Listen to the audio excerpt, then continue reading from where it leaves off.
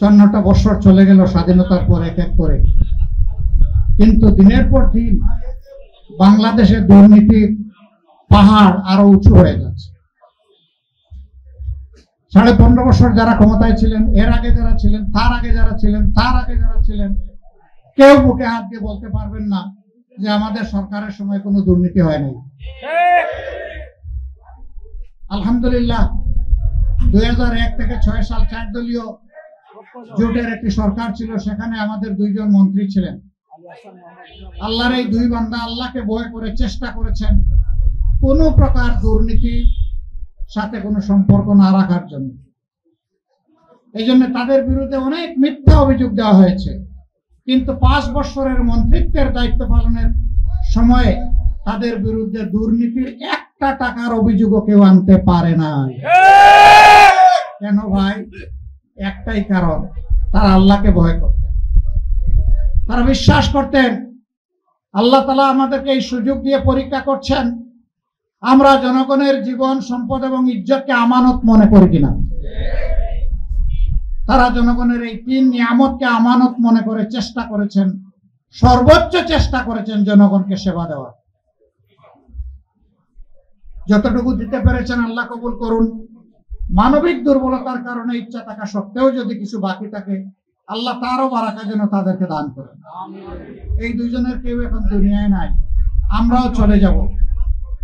এই জমানার মিথ্যা অভিযোগে সাজানো পাতানো একটা আদালতে তাদেরকে বিচারের নামে প্রহসন করে হত্যা করা হয়েছে।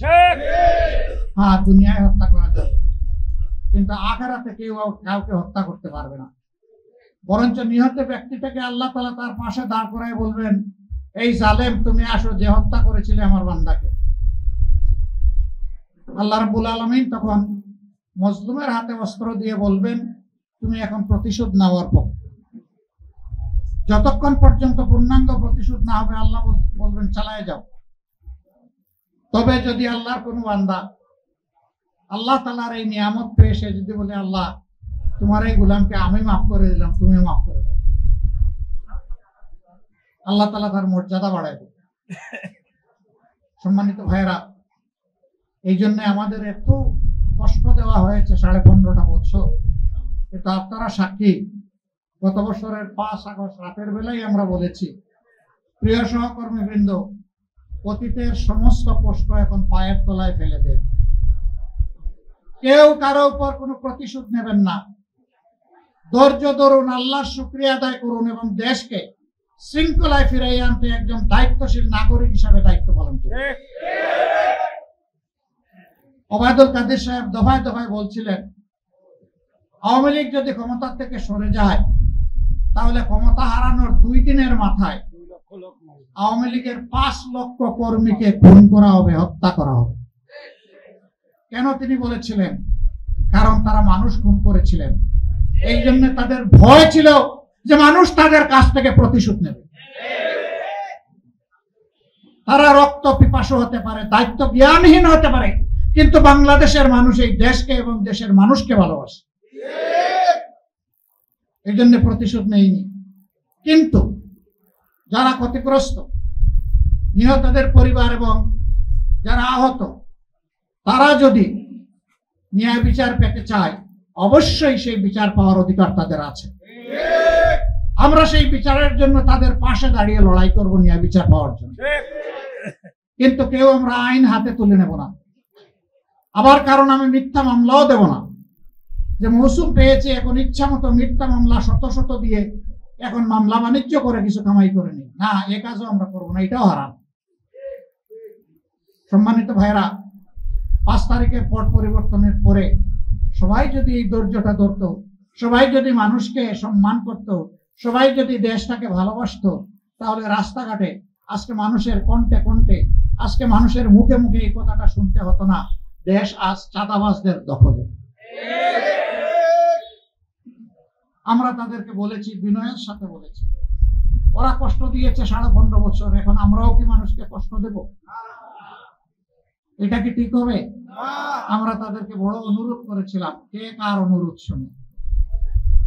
হ্যাঁ, আলহামদুলিল্লাহ প্রায় 3.5 কোটি মানুষের প্রিয় এই সংগঠন বাংলাদেশ জামাত ইসলামী আমরা চেষ্টা করেছি আমাদের ডানার নিচে আমাদের লোকগুলাকে হেফাজতে রাখতে, তাদের চোখ যাতে কারো সম্পদ, কারো ইজ্জত এবং কাদের জীবনের উপর না পড়ে। এরপরে কেউ এর ব্যতিক্রম করলে আমরা তাকে ছাড় দেই না। আমরা দেখানো বিচার করি না, আর দেখানো বহিষ্কারও আমরা করি না। আমরা যে শাস্তি দেই এটা জীবনের তরে মনে থাকে।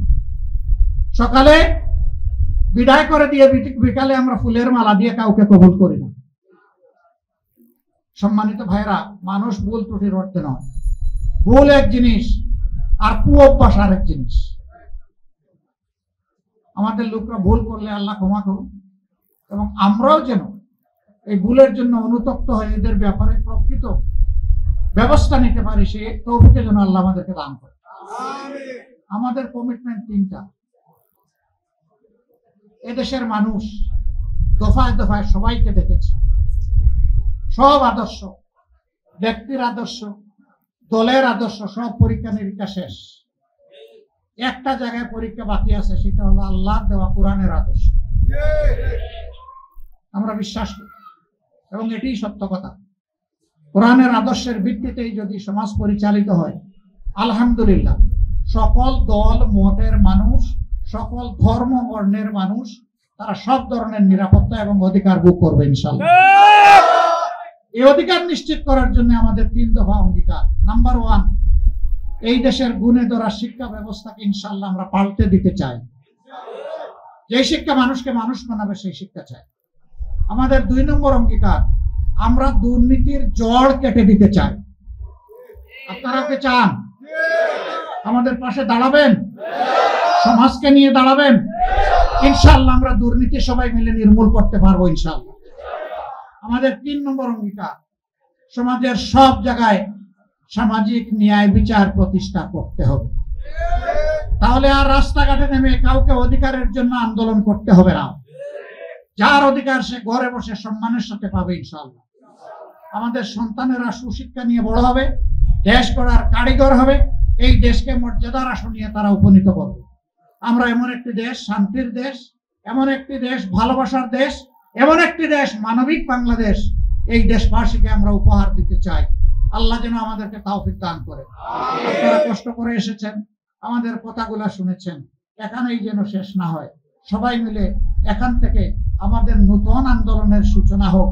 এই 3 দফার ভিত্তিতে আমাদের একটি উন্নত ভালো শিক্ষা, আমাদের জড় কাটা, নির্মূল করা অভিযান, দুর্নীতির বিরুদ্ধে এবং সমাজের সর্বক্ষেত্রে সবার জন্য ন্যায় বিচার প্রতিষ্ঠা করা। আল্লাহ তাআলা আমাদেরকে তৌফিক দান করুন।